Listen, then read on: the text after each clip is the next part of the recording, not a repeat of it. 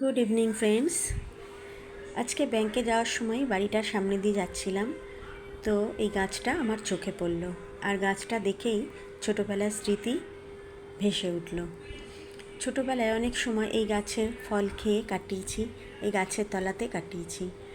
তো এই বাড়িটার মানুষদের মানে আঙ্কেলের পারমিশন নিয়ে প্রথমে নিচ থেকে ভিডিও করলাম, তারপরে উনি ওপরে নিয়ে গেলেন, ওপর থেকে সুন্দরভাবে অনেক কাছ থেকে ভিডিওটা করলাম। তো বন্ধুরা, আমি যে ফলগুলো দেখাচ্ছি সেগুলো কি তোমরা চেনো বা আগে দেখেছো?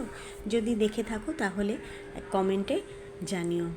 যদিও আঙ্কেল বললেন আরও কয়েকদিন আগে এসে যদি ভিডিওটা করতাম তাহলে আরও ভালোভাবে দেখা যেত।